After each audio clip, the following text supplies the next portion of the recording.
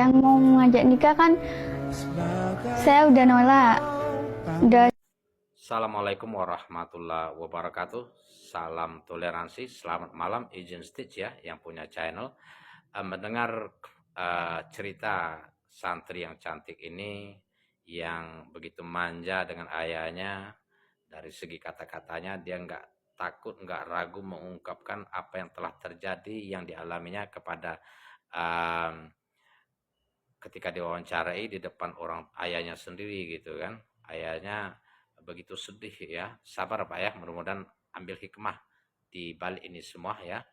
Eh, ke depan mudah-mudahan tidak terjadi lagi terhadap santri ya yang lain yang dititipkan ke pondok gitu. Sungguh menyakitkan memang. Baik, di dalam cerita ini anak santri ini menceritakan bahwa dia selalu digoda gitu. Ya, melalui WhatsApp, rekaman suara, merayu, gombal dengan berbagai cara gitu kan. Dijawab ketika padahal sudah punya istri, nggak apa-apa, kan boleh nikah lagi. Artinya selalu menggoda, bukan mengajar kerjanya kayaknya. Ketika ngajar mungkin pikirnya selalu melirik dan berkhayal gitu kan. Nauzubillah ya. Nauzubillah. Artinya ini mencederai agama ya, agama Islam. Padahal bukan agamanya ya. Ya, bukan agamanya. Kalaulah orang Islam mengamalkan perintah Allah dan sunnah-sunnah Rasulullah, ini tidak akan terjadi. Artinya kalau terjadi berarti dia muslim yang tidak benar ya, muslim yang munafik ya, munafik ya. Menikahi seseorang tanpa wali, kata Nabi, tidak sah, tidak sah. Seorang perempuan, gadis atau janda menikah tanpa wali, batal, batal. Itu hukumnya. Ya. Baik. Menggoda, merayu. Artinya dia tidak jujur pada diri sendiri. Ya. Sudah tidak jujur juga terhadap istri, keluarganya. Juga kepada atasannya dan wali murid, wali santri. Sementara kata Nabi, orang yang selamat dan dijamin Nabi masuk surga manakala orang itu jujur di dalam bicara, tidak bohong. Jujur itu adalah sifat orang beriman, sementara berbohong adalah sifat munafik, gitu kan? Usduku iza hadastum, wa aufu iza wa'adatum, wa addu iza tumintum, wa fazu purujakum, wa guddu absurukum, wa kufu aidiakum.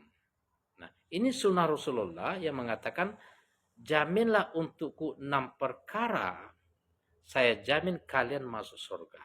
Ketika berbicara kalian jujur apa yang ada di dalam hati. Ya, tidak bermaksud mengungkapkan ini dengan maksud ini gitu kan.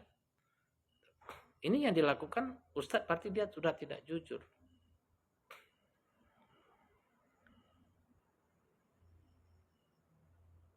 Tepatilah janji manakala berjanji.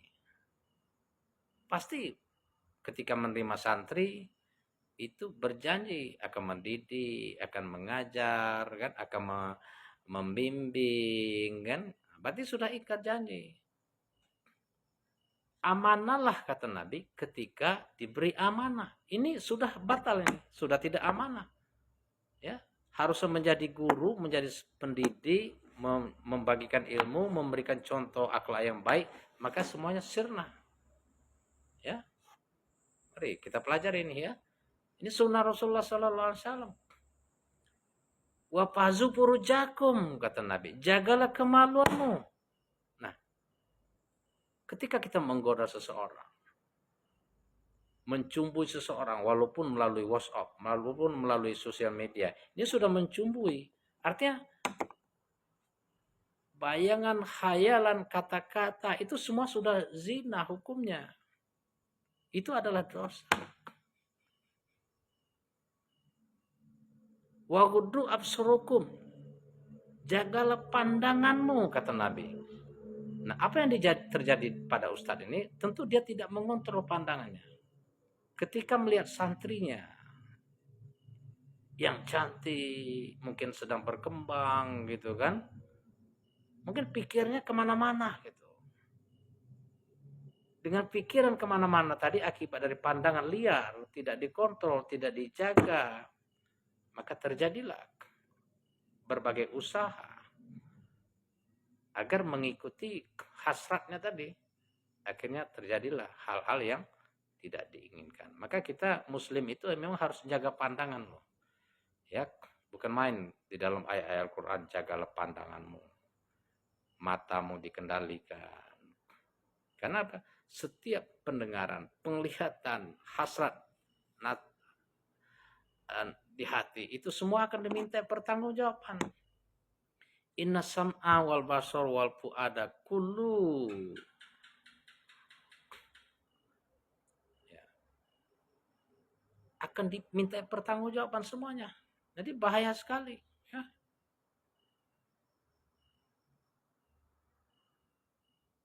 Wa kufu aydiyakum. Dan jagalah tangan kalian. Agar tidak merusak. Agar tidak menyakiti orang. Agar tidak melukai perasaan orang. Agar tidak menghancurkan masa depan orang. Nah, apa yang terjadi? Karena tangannya tidak dijaga. Dengan mengetik, SMS, WhatsApp, kan? Ya, berbagai usaha, pergi untuk membujuk, merayu. Ini kan berarti kan tangannya tidak dijaga. Jadi dari 6 hal kriteria ini sudah batal untuk mendapatkan jaminan Rasulullah Sallallahu Alaihi Wasallam surga itu sudah batal.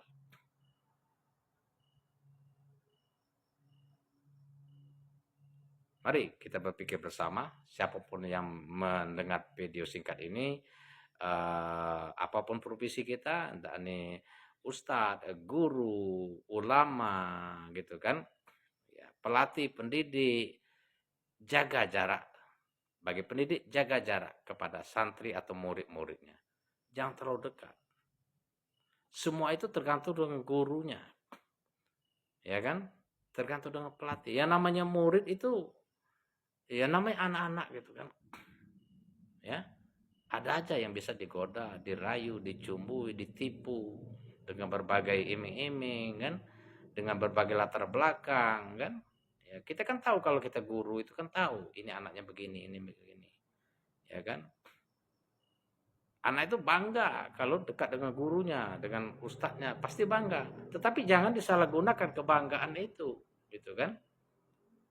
Ini bukan main, menambah jumlah pencemaran nama baik pendidikan khususnya di pesantren-pesantren. Heboh ini kan, memalukan agama Allah, agama Islam. Orang yang tak paham ilmu agama menyatakan, ya apalagi yang di luar Islam itu mengatakan bobroknya agama Islam, bobroknya pendidikan Islam. Padahal bukan agamanya, bukan perintah Allah lah yang bobrok, tetapi orangnya yang tidak mengamalkan. Sungguh menyakitkan, ya, memalukan, mencederai. Maka untuk para wali murid itu kan, besok kalau kita punya anak perempuan, anak laki-laki, ini memang perlu ekstra hati-hati. Memilih pondok itu perlu hati-hati dan perlu dikontrol gitu. Dengan ustadz-ustadz itu nggak usah terlalu ramah-ramah benar kan, ya nggak terlalu begitu baik ya boleh gitu kan. Tetapi wanti-wanti, percaya jangan terlalu percaya kecuali dengan Nabi. Ya kan? Kadang-kadang banyak yang sok-sok ya mentang jadi ustadz gitu, sombong dia, mengaku akhirnya kepintarannya gitu kan, karena ilmunya. Ya, karena dengan amalan-amalan ayat-ayat Al-Qur'an bisa jadi untuk meluluhkan hati orang, untuk menundukkan orang gitu kan. Baik sekali. Digunakan untuk menundukkan anak-anak, untuk melemahkan anak-anak. Maka terjadilah begini. Yang mudah-mudahan menjadi motivasi untuk kita semua, menjadi petunjuk. Assalamualaikum warahmatullahi wabarakatuh.